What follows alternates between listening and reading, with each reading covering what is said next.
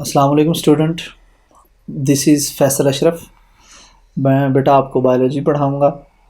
हमारा आज का जो टॉपिक है दिस इज़ नर्वस कोऑर्डिनेशन।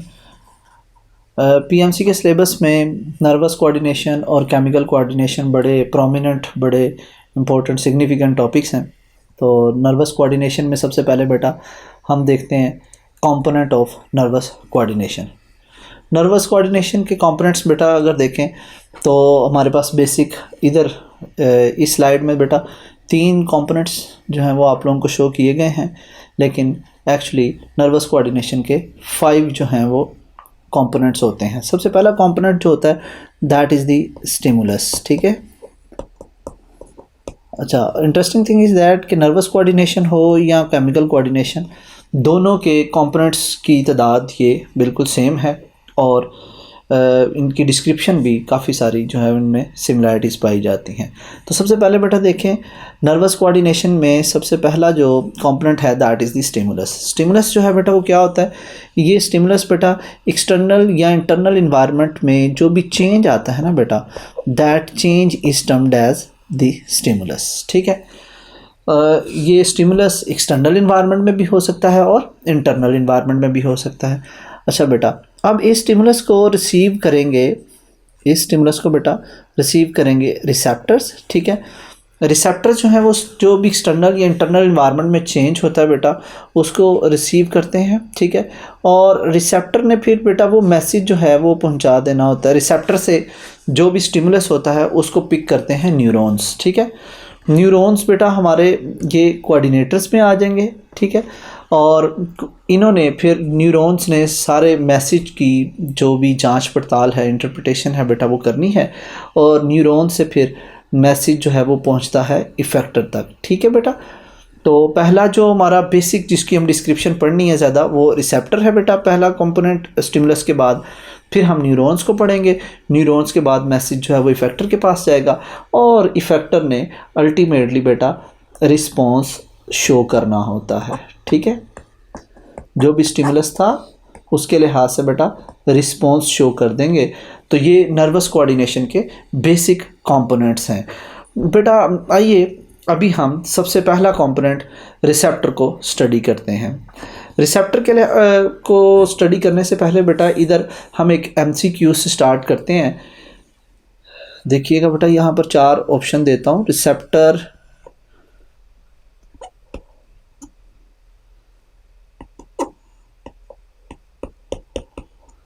जी बेटा इधर मुझे बताएं कि रिसेप्टर क्या कोई रिसेप्टर जो है सेल जो है वो रिसेप्टर के तौर पर एक्ट कर सकता है। फिर रिसेप्टर को अगर हमने टिश्यू के लिहाज से देखना हो तो क्या कोई टिश्यू जो है वो रिसेप्टर के तौर पर एक्ट कर सकता है? वो चार्ली ऑप्शन में बेटा देख लें कोई ऑर्गन जो है वो रिसेप्टर के तौर पर एक्ट कर सकता है या नहीं। ठीक है। डेल्टा में देख लें बेटा पीएमसी के इस दफ़ा जो MCQs थे उनमें उन्होंने ऑल ऑफ दीज और नन ऑफ दीज के बहुत सारे MCQs दिए हुए थे। तो बेटा ऑल ऑफ दीज अगर देखें तो ये 4th ऑप्शन है। तो which one of them, statement बेटा कुछ यूँ हो सकती है, which one of them can be act as the receptor. तो यहाँ पर बेटा ऑप्शन जो है वो होगा, आंसर जो होगा that will be all of these. इसका मतलब ये हुआ कि बेटा रिसेप्टर जो हैं वो सेल भी रिसेप्टर के तौर पर एक्ट कर सकते हैं, टिश्यूज़ भी कर सकते हैं, ऑर्गन्स भी कर सकते हैं। ठीक है। All of them can be act as the receptors. ठीक है। आइए अब हम रिसेप्टर्स की क्लासिफिकेशन की तरफ आते हैं। रिसेप्टर की क्लासिफिकेशन में देखें मैंने कुछ हेडिंग्स लिखी हुई हैं पहले ही, तो उसमें देख लें पहली रिसेप्टर की टाइप जो है that is the chemo receptors. बेटा कीमो रिसेप्टर्स जो होते हैं ये केमिकल को,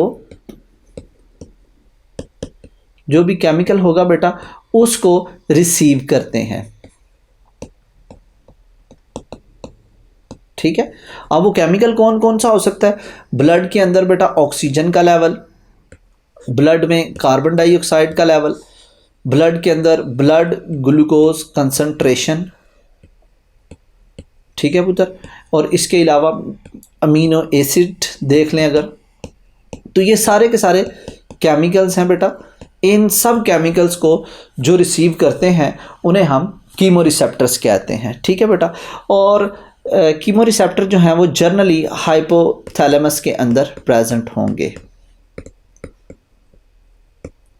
hypothalamus is a part of our brain, ठीक है, फॉर ब्रेन का हिस्सा है बेटा। तो hypothalamus contain specific chemo receptors, ठीक है, जो ब्लड में ये डिफरेंट केमिकल्स को की कंसंट्रेशन को जज करते हैं। नेक्स्ट देख लें बेटा मैकेनो रिसेप्टर्स। मैकेनो रिसेप्टर्स बेटा ऐसे रिसेप्टर्स होते हैं जो मैकेनिकल फोर्स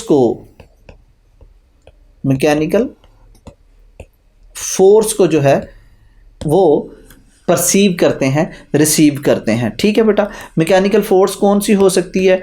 टच, ठीक है, टच जो है वो एक मैकेनिकल फोर्स है। उसके बाद बेटा प्रेशर देख लें तो ये मैकेनिकल फोर्स है। जर्नली बेटा मैकेनो रिसेप्टर्स जो हैं वो हमारी स्किन में प्रेजेंट होते हैं, ठीक है। टच रिसेप्टर जो होते हैं ये स्किन में सुपरफिशियल प्रेजेंट होते हैं, और प्रेशर रिसेप्टर जो होते हैं बेटा ये स्किन के अंदर डीपली प्रेजेंट होते हैं। तो हमने बेटा रिसेप्टर की अभी तक 2 टाइप्स को डिस्कस किया है, कीमो रिसेप्टर्स, ठीक है, और उसके बाद मैकेनो रिसेप्टर्स।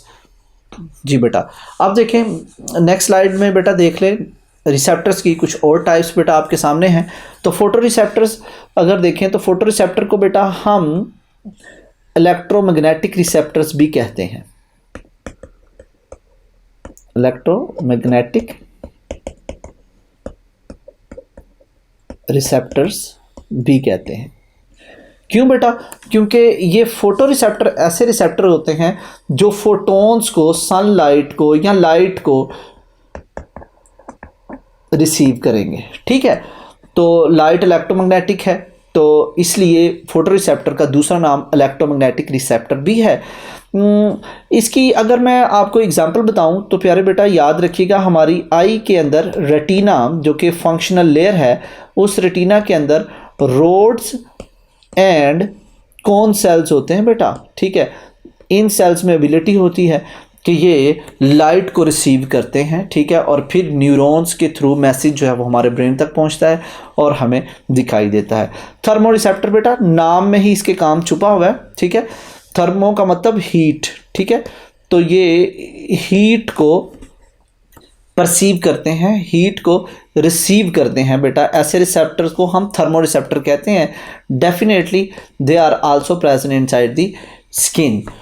तो इजी है, कुछ इसमें कोई कॉम्प्लेक्सिटी नहीं है। थर्मो रिसेप्टर्स जो हैं वो हीट को परसीव करेंगे, रिसीव करेंगे, और फिर मैसेज जो है वो हमारे ब्रेन तक, न्यूरॉन्स तक जाएगा। उसके बाद जो है वो इफेक्टर रिस्पॉन्स शो करेंगे बेटा।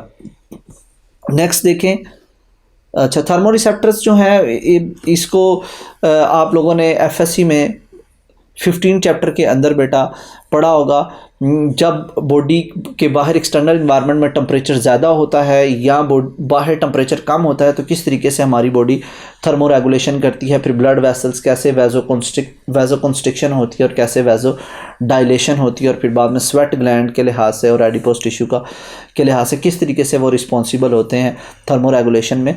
लेकिन अल्टीमेटली हीट को पहले रिसीव करना है कि एक्सटर्नल इन्वायरमेंट में टेम्परेचर ज़्यादा है या कम है, उसके लिहाज से फिर बाद में रिस्पॉन्स शो होगा बेटा। नोसी रिसेप्टर्स बेटा ये इनको हम कहते हैं they are actually the pain receptors, ठीक है बेटा। ये पेन रिसेप्टर्स होते हैं। जब कभी कोई डैमेज होता है बेटा, डैमेज हो, कभी हमारी कोई चोट लग जाए, कोई स्किन में डैमेज हो, तो बेटा स्किन के अंदर बेटा नोसी रिसेप्टर्स होते हैं, पेन रिसेप्टर्स होते हैं बेटा, और ये हमारे लिए बेनिफिशियल होते हैं। पेन होगा, मैसेज हमारी बॉडी से जो है वो रिसेप्टर से ब्रेन तक जाएगा और डेफिनेटली फिर रिस्पॉन्स शो होगा। तो इनको नोसी रिसेप्टर्स कहा जाता है। बैरो रिसेप्टर्स को देखें अगर, तो बैरो का मतलब यहाँ पर बेटा प्रेशर है, ठीक है। बैरो का मतलब यहाँ पर क्या है? प्रेशर। तो ये प्रेशर को रिसीव करते हैं। बैरो रिसेप्टर्स जो हैं ये प्रेशर को रिसीव करके मैसेज जो है वो हमारे डेफिनेटली कोऑर्डिनेटर तक पहुंचाएंगे। बैरो रिसेप्टर्स स्किन में डीप प्रेजेंट होंगे, ठीक है। तो बैरो रिसेप्टर्स का काम एक्चुअली मैकेनिकल फोर्स में प्रेशर को जो है वो फील करना है, ठीक है। और ये स्किन के अंदर बेटा ख़ास तरह के सेल्स होंगे जो कि प्रेशर को रिसीव करेंगे। नेक्स्ट बेटा देख लीजिएगा प्रोप्रियो रिसेप्टर्स, ठीक है। ये प्रोप्रियो रिसेप्टर्स जो हैं, रिसेप्टर की कुछ टाइप्स में से हैं। इनका काम बेटा ये होता है, प्रोप्रियो रिसेप्टर्स का काम पोजीशन, बॉडी की पोजीशन और इक्विलिब्रियम, या पोजीशन में बेटा, पोजीशन के बाद बेटा इक्विलिब्रियम और बॉडी की मूवमेंट, बॉडी की मूवमेंट को परसीव करना होता है, ठीक है। प्रोप्रियो रिसेप्टर्स कहाँ प्रेजेंट हो सकते हैं? They can be present inside the joint, ठीक है, जॉइंट के लेवल पर प्रेजेंट हो सकते हैं। फिर बेटा टेंडन में प्रेजेंट हो सकते हैं, मसल में प्रेजेंट हो सकते हैं, ठीक है। तो these are the specific receptors जो कि हमारी बॉडी की पोजीशन और पोजीशन के साथ साथ बेटा बॉडी की मूवमेंट को रिसीव करते हैं, परसीव करते हैं, उन्हें हम प्रोप्रियो रिसेप्टर कहते हैं। लास्ट में बेटा देखें ओस्मो रिसेप्टर। ओस्मो बेटा, ओस्मो रिसेप्टर ओस्मोटिक,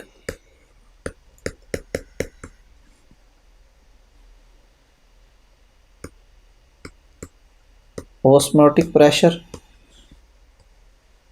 या बॉडी के अंदर बेटा वाटर प्लस साल्ट के लेवल को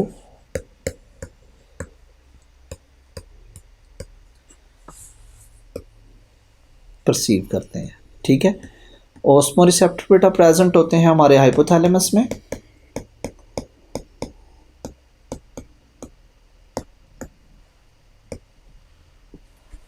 तो हाइपोथैलेमस जो है बेटा हमारी बॉडी के अंदर वाटर एंड साल्ट के लेवल को पहले तो रिसीव जज करता है कि बॉडी के अंदर वाटर का लेवल कितना है, साल्ट का लेवल कितना है, ठीक है। तो बॉडी के अंदर हाइपोटोनिक और हाइपरटोनिक इन्वायरमेंट को पहले परसीव किया जाता है बेटा, और उसके बाद जो है ये हाइपोथैलेमस फिर मैसेज जो है वो बॉडी के डिफरेंट पोर्शन को देगा और बॉडी के अंदर वाटर एंड साल्ट के लेवल को मेंटेन किया जाएगा, ठीक है। ओस्मो रिसेप्टर हाइपोथैलेमस में प्रेजेंट है बेटा, ठीक है, और बॉडी के अंदर ओस्मो रेगुलेशन करवाएंगे, ये